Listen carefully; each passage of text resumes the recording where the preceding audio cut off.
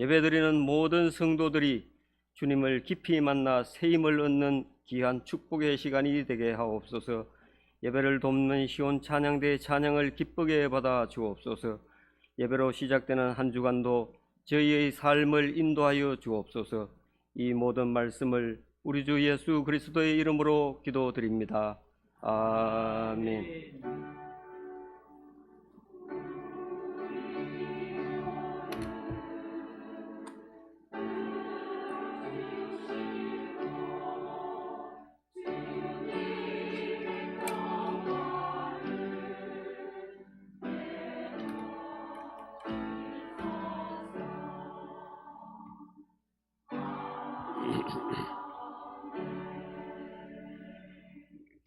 하나님 말씀 구약성경 출애굽기 4장 24절에서 26절입니다. 구약성경 86쪽 출애굽기 4장 24절에서 26절까지 우리 다 같이 한 목소리로 읽읍시다. 모세가 길을 가다가 숙소에 있을 때에 여호와께서 그를 만나사 그를 죽이려 하신지라. 시보라가 돌칼을 가져다가 그의 아들의 포피를 베어 그의 발에 갖다 대며 이르되 당신은 참으로 내게 피난편이로다 하니 여호와께서 그를 놓아 주시니라. 그때의 시보라가 피난편이람은 할례 때문이었더라. 아멘. 자, 오늘은 읽은 이 말씀을 가지고 모세를 죽이려 하신지라, 모세를 죽이려 하신지라, 그런 제목으로 말씀을 전하겠습니다. 여러분, 모세가 하나님으로부터 내 백성 이스라엘을 애굽에서 이끌어내라는 출애굽의 대사명을 받고 처음에는 이런 핑계 저런 핑계 대면서 못 가겠다 그렇게 못 가겠다고 버티다가 나중에는 결국은 항복하고 하나님의 말씀에 순종하게 되는데, 성경에 보면 모세가 애굽으로 돌아갈 때 손에 하나님의 지팡이를 잡았더라, 그렇게 기록했습니다. 비록 핑계가 많았고 가지 않으려고는 했지만 하나님께 설득당하고 순종해서 이제는 하나님의 지팡이를 손에 잡고 애굽으로 가는 모세, 그 연세에 어울리는 말은 아니지만 얼마나 대견하고 믿음직한 모습입니까?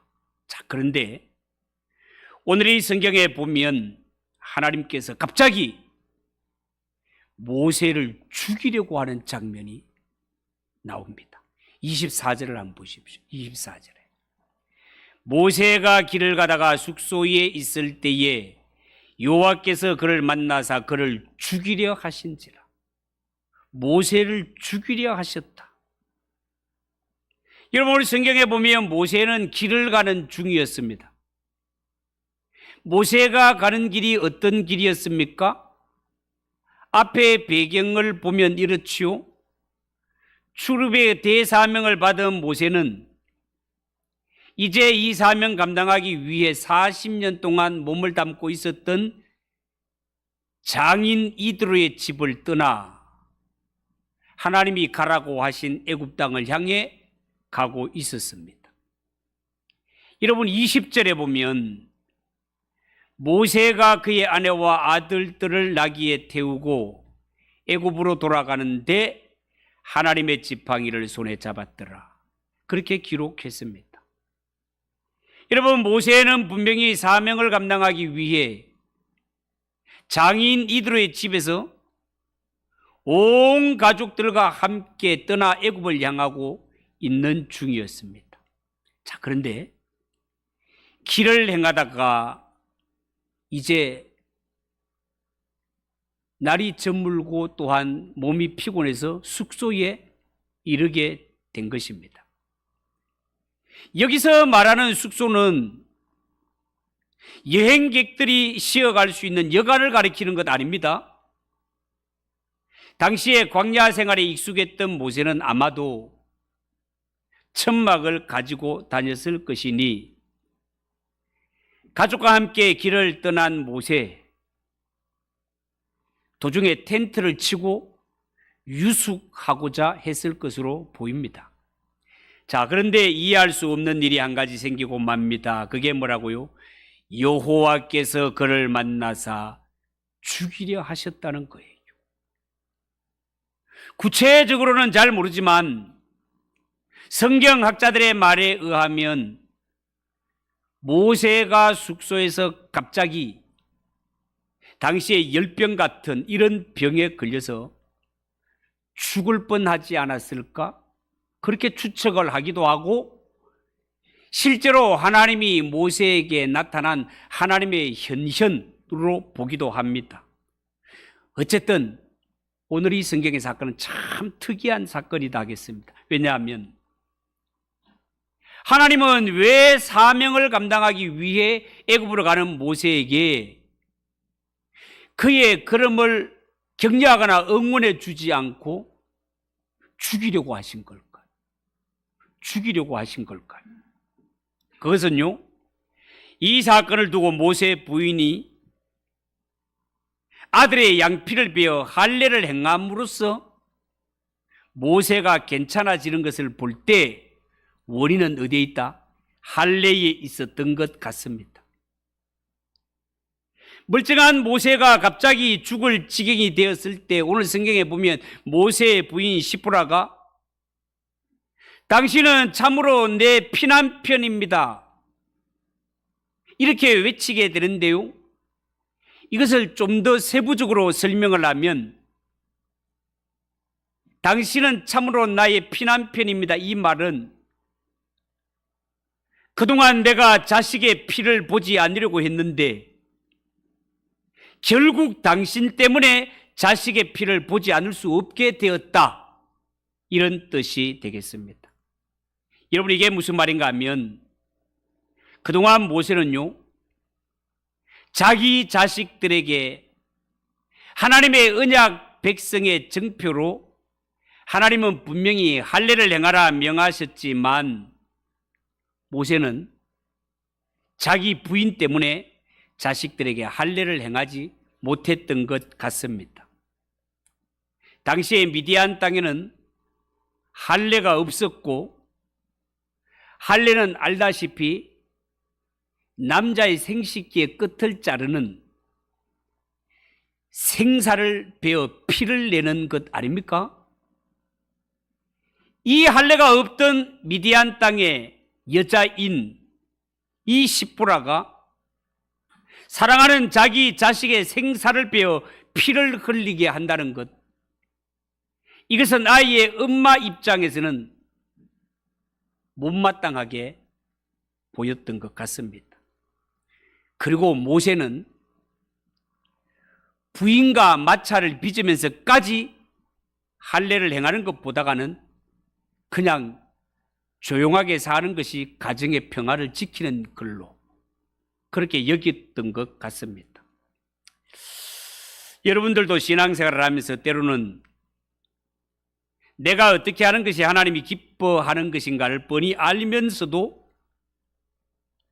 남편 때문에 혹은 아내 때문에 망설이거나 실천하지 못하는 이러한 일들은 없으십니까?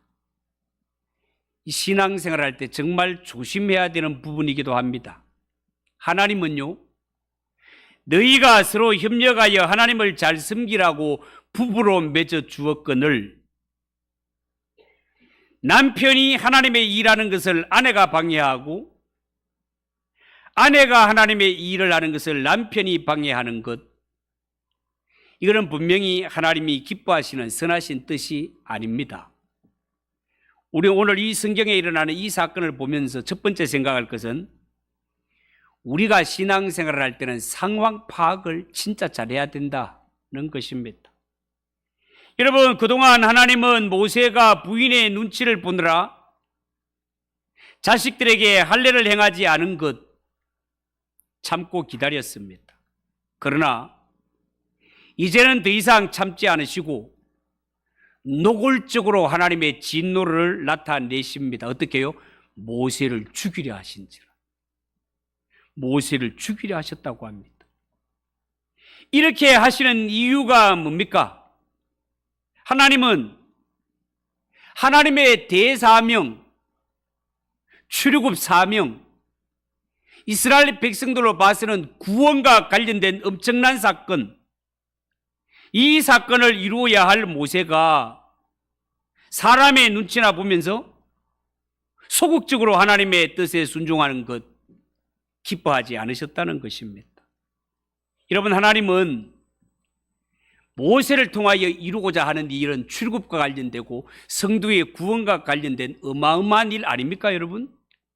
모세가 하나님이 맡긴 사명의 중요성을 깨달은 만큼 하나님 앞에 온전한 삶을 살기를 요구하신 것입니다. 모세는 그동안 영적으로 너무너무 침체되어서 자기가 생각하기에 옳다고 생각하는 것조차도 행할 수 없는 지경에 있었습니다. 그러나 하나님은 모세가 언제나 그런 지경에 머물러 있도록 허용하지 않으셨습니다. 이제는 모세가 이런 소극적인 자리에서 일어나 적극적인 자세로 하나님의 말씀에 순종하고 의를 행하기를 원하셨습니다. 어쨌든 모세가 안고 있는 문제, 모세의 가정이 안고 있는 죄는 자식들에게 할례를 행하지 않은 것이었는데, 이 사건을 두고 신학적인 견해가 분분합니다. 어떻게 분분한가? 모세가 아들들에게 왜 할례를 행하지 않았는지, 모세의 아들은 게르솜과 엘리에셀 아닙니까?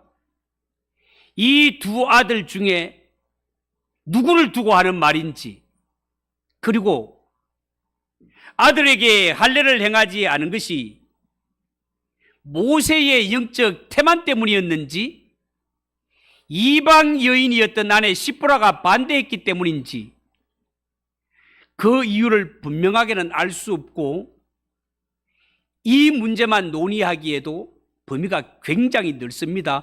여기에 대해서 구체적인 말씀을 다 드리지는 않습니다만은, 그러나 분명한 것은 모세가 아들들에게 할례를 행하지 않은 이것이 하나님 앞에서는 죽음에 이르는 죄였다는 것입니다. 여러분, 창세기 17장에 보면 할례에 대한 이야기가 언급됩니다. 화면에 떴습니다마는 14절을 한번 보십시오. 할례를 받지 아니한 남자 곧 그 포표를 베지 아니한 자는 백성 중에서 끊어지리니 그가 내 언약을 배반하였습니다. 이스라엘 백성이면서도 할례를 받지 않는 남자, 그들은 하나님의 백성에서 끊어지리니 그가 내 언약을 배반하였습니다. 여러분, 할례는 하나님의 언약 백성된 자의 표식이었습니다. 그러므로 하나님의 언약 백성인 그들은 할례의 의무를 반드시 행함으로 말미암아 우리는 이방인들과는 다르다는 것을 분명히 선을 그어야 했습니다. 그런데 모세는 무슨 이유에서인지 아들에게 할례를 행하지 않고 있었고, 이것이 하나님 앞에 심각한 문제였습니다. 여러분, 정말 그렇습니다. 모세가 아무리 이스라엘의 지도자로 선택을 받았다 하더라도 하나님의 말씀 앞에는 예외가 없습니다. 그러므로 오늘날 예수 믿는 모든 성도들도 하나님의 말씀 앞에 자신을 예외로 돌리면 절대로 안 됩니다.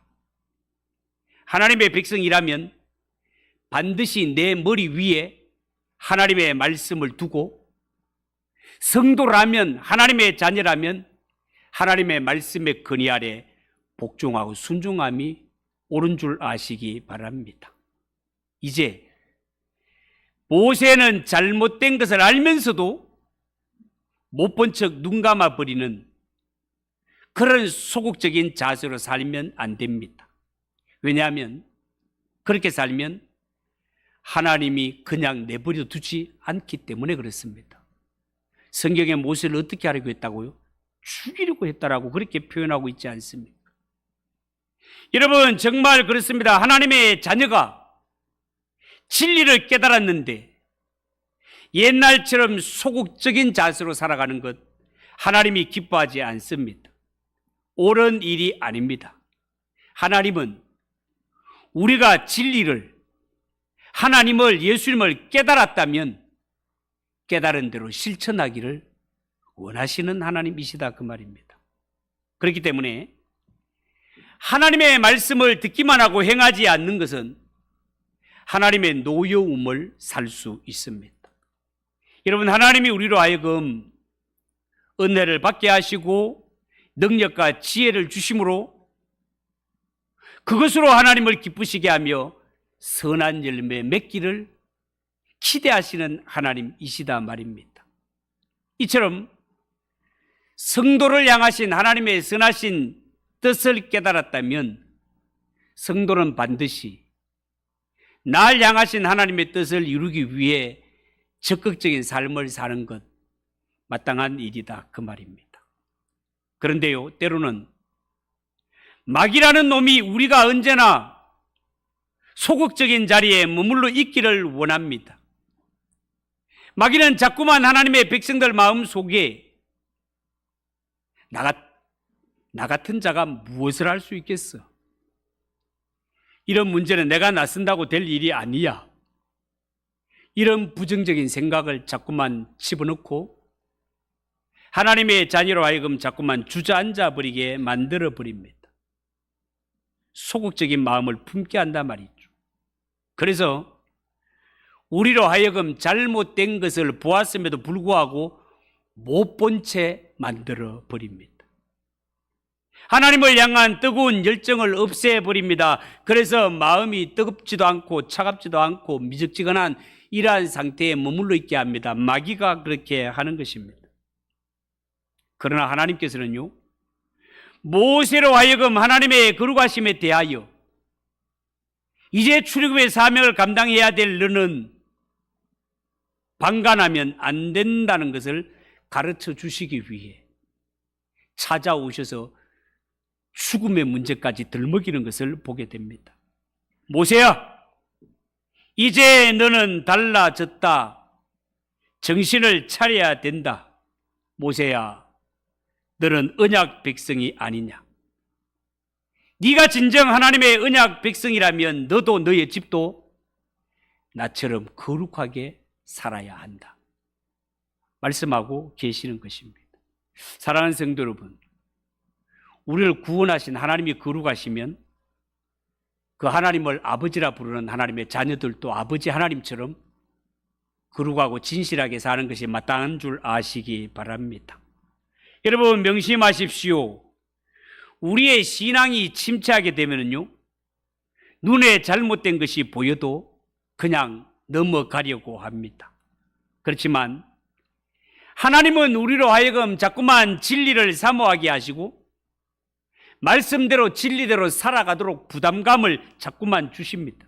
그렇기 때문에 우리가 진정 하나님의 자녀들이라면 하나님으로부터 오는 이 거룩한 간섭을 절대로 외면하지 마시기 바랍니다. 우리의 신분이 여전히 마귀의 종이라면 이 세상에서 그냥 마음대로 죄를 지으며 그렇게 마음대로 살아도 되겠지만 이제 예수 피로 씻음받아 하나님의 자녀로 거듭났다면 우리에게는 하나님의 자녀답게 살아야 하는 사명이 놓여 있기 때문에 그렇습니다. 두 번째 생각할 것은 자기 잘못에 대해서 깨끗이 인정할 줄 알아야 된다는 겁니다. 여러분, 오늘 본문 말씀에서 특이한 것은 하나님이 모세를 죽이려고 할 때 모세 아내 시므라가 잠시라도 지체하지 않고 차도를 취하여 아들의 양피를 빼어 할례를 행했다라는 사실입니다. 모세가 죽을 뻔했는데 아마 모세가 이 위기 앞에서 부인을 향해 할례라고 외쳤는지 안 외쳤는지는 모르지만 분명한 것은 모세가 죽을 뻔한 이러한 위기를 당했을 때 십보라는 망설이지 아니하고 차도를 취하여 아들에게 할례를 행했다라고 성경이 기록하고 있다는 것입니다. 모세의 가정에 이러한 급한 위기가 닥쳤을 때 십보라가 신속하게 대처할 수 있었던 것은 지금 우리가 안고 있는 문제가 무엇인지, 우리 가정이 안고 있는 문제가 무엇인지 잘 알고 있었다라는 것입니다. 여러분, 모세의 가정은 하나님의 말씀이 전혀 없는 그런 무지한 가정 아니었습니다. 그래서 이런 엄청난 위기가 눈앞에 닥쳤을 때 우왕좌왕하지 아니하고 곧장 그 문제를 해결할 수 있었던 것입니다. 그런 의미에서 성도들이 살아가다가 아무리 큰 위기를 당했다 하더라도 마음속에 떠오르는 생각이 있고 하나님이 주시는 말씀이 있다면 어떤 위기를 당해도 그 위기를 이길 수 있는 소망이 있는 줄 믿으시기 바랍니다. 그것이 증거입니다. 어쨌든 위기의 원인은 십보라가 남편에게 불순종함으로 결국은 하나님께 불순종한 데 있었습니다. 그런데 오늘날 우리가 안고 있는 문제는요, 살면서 나에게, 나의 가정에게 고난과 위기를 찾아와도 그 원인이 어디에 있는지를 도무지 모르며 살아간다는 거예요. 원인을 알아야 수습을 할 수 있을 것 아니겠습니까? 어쩌면 알아도 하나님은 마음속에 그것 때문이다, 버려라 라고 우리에게 지적해 주고 있지만 하나님의 지적과 음성이 들려옴에도 불구하고 이 미련한 심령은 혹시 그것 때문일까? 설마 하면서 미적거릴 때가 많이 있더라 말입니다. 여러분, 하나님의 자녀들은 절대로 그렇게 살면 안 됩니다. 그러다가 큰일을 당하는 것입니다. 오늘 이 성경의 십보라는 비록 고집은 있었지만 사람은 신실했던 것 같습니다. 왜냐하면 그가 위기가 닥쳐왔을 때 이 위기의 원인은 다른 사람이 아니라 나에게 있다는 사실을 알았고 또한 남편 앞에서 솔직히 인정한 뒤에 하나님이 지적하는 그 음성에 항복하고 아들에게 곧장 할례를 행했기 때문에 그렇습니다. 십보라의 이 행동을 하나님이 기쁘게 받으셨습니다. 여러분, 보통 사람들은요, 살면서 하나님 앞에 쓸데없이 고집을 부리다가 호미로 막을 것을 가래로도 막지 못할 때가 많습니다. 하나님 앞에 잘못된 고집이 자신을 망하게 하는 것이다 말이에요. 여러분, 성도는 하나님의 자녀들은 하나님 앞에 솔직해야 됩니다. 하나님의 자녀들이 내 마음속에 기도할 마음이 생길 때까지 기다리는 것은 미련한 일입니다. 일이 다 터지고 나서 기도하면 안 하는 것보다 낫지만 이 무슨 고생입니까? 여러분, 성도는 하나님 앞에 큰 일을 당하기 전에 하나님 앞에 엎드려 기도하고 모든 것이 하나님의 은혜임을 인정하고 하나님께 영광을 돌리며 사는 삶이야말로 복이요, 잘못된 것이 지적됐을 때는 하나님 맞습니다, 제가 고치겠습니다 라고 정신 번쩍 들어 회개할 줄 아는 것이 지혜인 줄 믿으시기 바랍니다. 사람은 너나 할 것 없이 누구라도 하나님 앞에 그릇 행할 수 있습니다. 중요한 것은 죄를 깨달았다면 회개할 줄 아는 것이 지혜고 하나님의 자녀들이 갖추어야 할 마음의 자세라는 것입니다. 마지막으로 한 가지 더 말씀을 드리면 우리 안에서 존중되어야 할 것이 있다는 것입니다. 여러분, 십보라가 자식들에게 할례를 행하지 않는 것은 이유가 있었습니다. 여러분 아시다시피 모세는 쫓겨온 처지가 아닙니까? 그것도 동족인 이스라엘 백성들로부터 배척을 당했단 말이죠. 그런 주제에 이스라엘 백성이라는 언약의 정표로 사랑하는 이 자식들의 생사를 잘라 피를 철철 내는 할례 의식을 행한다는 것 자체가 미디안 여자 십보라에게는 우습게 여겨졌을 수도 있습니다. 그러나 중요한 것은 이 할례는 사람이 세운 의식이 아니라 하나님이 세운 의식이었다는 것입니다. 그렇다면 하나님은 늘 100% 옳은 분이시지 인간에게 우습게 여김을 당하실 분이 아니시다 말이죠. 그리고 할례라는 것은요, 보셨다시피 아브라함 때부터 하나님의 백성들은 반드시 몸에 행해야 할 언약의 정표였습니다. 하나님은 할례를 언약 백성이라면 반드시 지켜야 할 신앙 고백으로 여겼단 말입니다. 할례에 대해서 여러 번 말씀을 했습니다마는 한 번 더 언급을 잠깐 하겠습니다. 여러분, 할례는 아브라함이 86세에 이스마엘을 낳고 난 후에 13년 후 99세에 하나님이 나타나셔서 첫마디로 하신 말씀이 너는 내 앞에 행하여 완전하라는 말씀을 하십니다. 하나님이 아브라함에게 약속하셨던 말씀은 너의 본처를 통해서 아들을 준다, 아들을. 이 아들을 통하여 만민이 복을 받게 된다. 메시아에 대한 약속이었습니다. 너의 본처를 통하여. 아브라함은 나이 늙어 사라도 할머니가 되어가 경수가 끊어 걷죠. 여자로서의 기능을 완전히 마비가 당해 아브라함은 하나님의 약속을 믿을 수가 없었습니다. 그래서 부인의 말을 듣고 어떻게 합니까? 젊은 여자 하가를 통해 이스마엘을 낳아버렸단 말이지.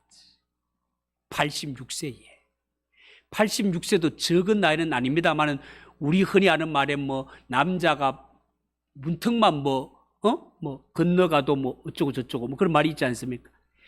86세의 아브라함이 젊은 여자를 통해 아들을 낳았다는 것은 남자로서의 기능이 살아있었다는 것입니다.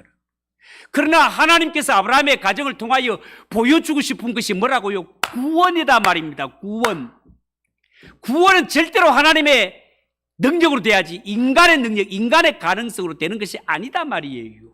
그런데 이스마엘은 아브라함의 작품이기 때문에 구원의 계보에서 잘려져 나가는 것입니다. 아브라함이 이스마엘을 낳고가 아니고 아브라함이 이삭을 낳고가 된다 그 말이에요. 이스마엘은 하나님의 작품이 아니라 언약의 백성이 아니라 아브라함의 작품이기 때문에 언약 백성이 될 수 없는 것입니다. 그래서 13년 만에 하나님이 나타나서 아브라함아 너는 내 앞에 행하여 완전내라. 이 말은 너 13년 전에 이스마엘 낳은 거 내가 기뻐하는 데 아니다. 그 아들은 하나님의 언약 백성 아니다. 내가 너를 통해 이루려는 구원이 이런 것이 아니다. 분명히 하셨습니다. 그러면서 아브라함에게 할례를 행할 것을 명령하고 아브라함의 후손들 남자라면 모두가 할례를 받으라고 명령합니다. 할례는 뭐였다고요? 할례라는 말은 몰로터라는 말로 이 몰로터라는 말이 잘라버리다는 말이에요. 잘라버리는데 이 할례를 어디에 행한다고요? 남자의 생식기 끝에다가 행합니다. 할례를 받은 남자들은 어떤 상징을 가지고 있는가 하면 우리는 하나님 앞에서 생식기가 잘린 남자들입니다. 이런 뜻이 할례단 말이에요. 남자가 생식기가 잘리면 종족 보존을 어떻게 합니까? 종족 보존이 되지를 않아요. 그러면서 남자들은 본의 아니게 하루에 화장실에만 가면은 생식기를 보게 되어 있습니다. 그때마다 유대인들은 할례를 행한 모습을 보면서 아하, 우리는 하나님의 언약 백성이지. 하나님께 거룩하게 살아야 되고 언약을 지키며 살아야 되라는 것을 본의 아니게 느끼면서 살아가도록 하나님이 만들어 놓은 것이 할례단 말이에요. 아브라함이 100세가 되고 사라가 90세가 되고 그 가운데 생식기가 잘린 남자의 표시인 할례를 행하고 난 후에 태어난 아들이 누구라고요? 이삭. 이 아들은 아브라함의 능력으로 태어난 것이 아니라 하나님의 능력으로 태어났고 하나님이 이루실 구원은 인간의 0.0001%의 힘과 능력, 가능성으로 되어지는 것이 아니라 100%, 200%, 1000%, 10,000% 오직 하나님의 은혜, 오직 하나님의 능력으로만 되는 것이 구원이다 이야기를 아브라함의 가정을 통해 보여주고 계시다는 것이에요. 그래서 이스라엘 백성들은 반드시 남자아이들은 할례를 행함으로 말미암아 우리는 남자 능력으로 존재하는 종족이 아니라 오직 하나님의 은혜로, 오직 하나님의 능력으로 유지되는 종족, 아브라함의 후손입니다. 이것이 신앙의 고백이 된단 말입니다. 그러면 할례를 행하지 않는 것은 어떻게 되는 겁니까? 우리는 하나님의 은혜와 상관없이 우리 힘으로도 충분히 종족 가능하고 우리 구원도 우리 힘으로 충분히 가능합니다라는 것이 되기 때문에 할례를 받지 않는 자는 언약 백성에서 잘려지게 되는 것이다, 그 말입니다. 할례 속에 이런 뜻이 들어있단 말이에요. 그런데 이 중요한 언약 백성이 가져야 할 할례를 아브라함의 가정의 아들들을 받지 않았다. 엄청난 사건이 될 수밖에 없단 말이에요. 반드시 어른들은 난지 8일이 되면 이스라엘 아이들에게는 할례를 행해야 되는데 이 할례를 행하지 않을 경우 모든 책임은 부모에게 묻겠다는 것입니다. 오늘 사건이 바로 그런 것이다. 우리 성경에 보면 모세가 어떤 이유인지는 모르지만 분명히 아들들에게 할례를 행하지 않았습니다.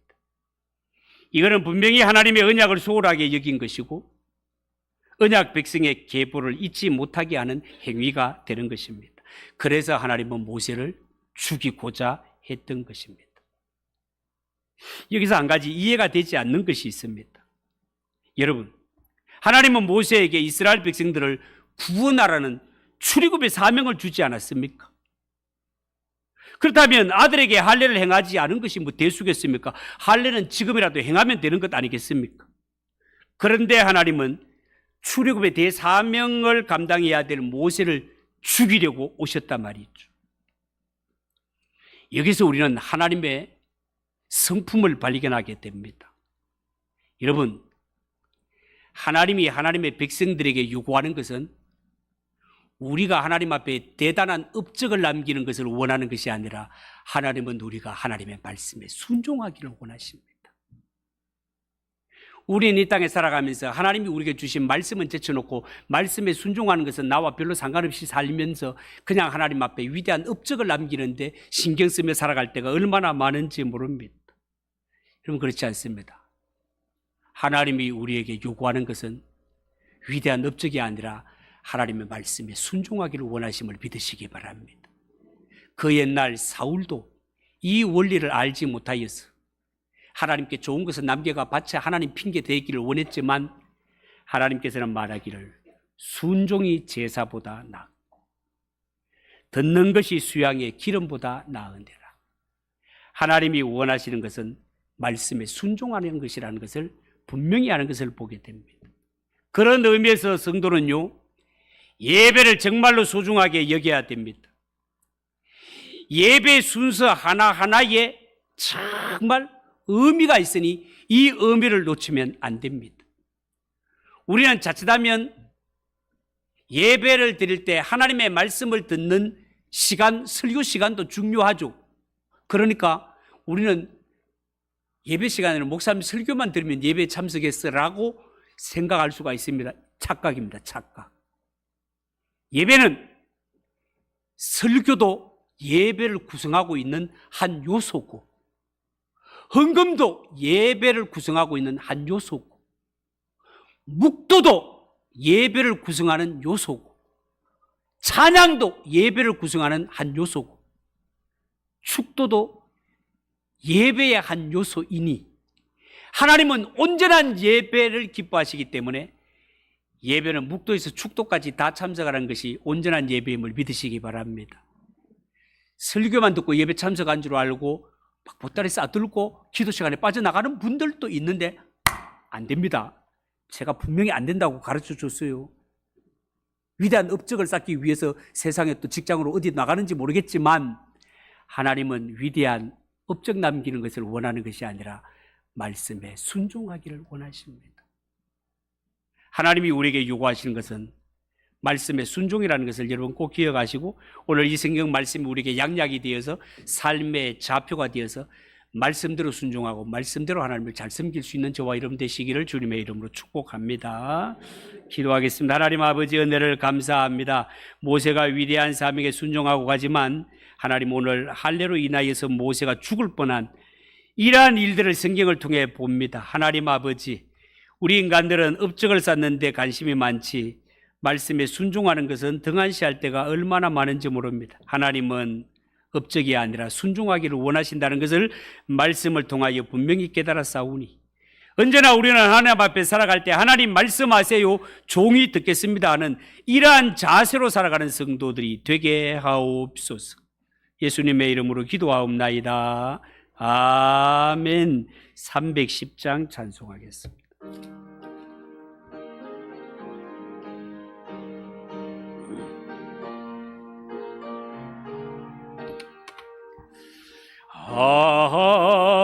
하나님의 은혜로 있을 데 없는 자 왜 구속하여 주는지 난 알 수 없도다.